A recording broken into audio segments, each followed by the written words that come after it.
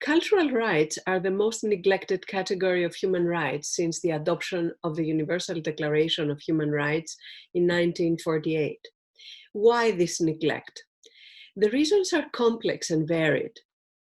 One of the reasons is the challenge of the definition of culture versus the requirement of specificity that the formulation of human rights such that can create corresponding obligations on the part of the state. In other words, when we speak about human rights, we have to be able to define the obligations of the state. According to the Committee on Economic, Social, and Cultural Rights, in its 2010 General Comment on Article 15 of the 1966 International Covenant on Economic, Social, and Cultural Rights, culture is a broad, inclusive concept encompassing all manifestations of human existence. The expression cultural life is an explicit reference to culture as a living process, historical, dynamic, and evolving, with a past, a present, and a future.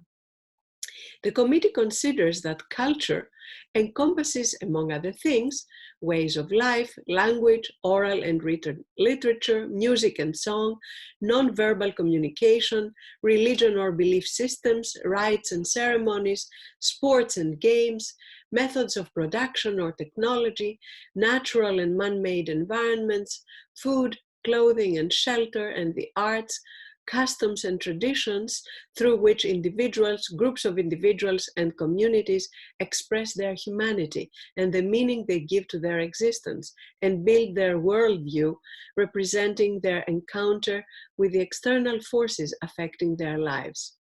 Culture shapes and mirrors the values of well-being and the economic, social, and political life of individuals, groups of individuals, and communities. The broad understanding of culture is not simple to break down into clear state obligations for the respect of cultural rights.